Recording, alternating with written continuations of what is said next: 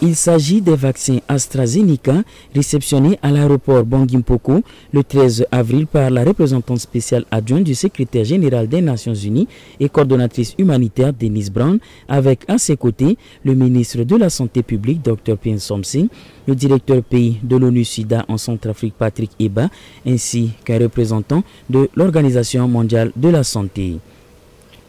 Cette première vague permettra de vacciner les personnels de la MINUSCA, y compris les casques bleus et ceux des agences des Nations Unies et des organisations internationales, ainsi que les membres du personnel national de leur famille. L'arrivée de ces vaccins qui sont destinés en premier lieu de vacciner et protéger nos soldats de la paix, nos casques bleus, vont nous permettre de rester à vos côtés.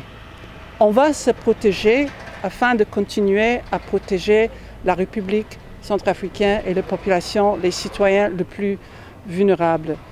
Cette livraison est effective conformément aux instructions du secrétaire général de l'Organisation des Nations Unies Antonio Guterres et les États membres dont le souci est au plus haut point de protéger les soldats de la paix exerçant dans le monde entier du fait que ces derniers sont en contact permanent avec les populations qu'ils protègent. L'arrivée de ce premier lot de vaccins pour le personnel de l'Organisation des Nations Unies intervient au moment où le gouvernement centrafricain est en attente d'une livraison de vaccins AstraZeneca pour la population. Nous venons de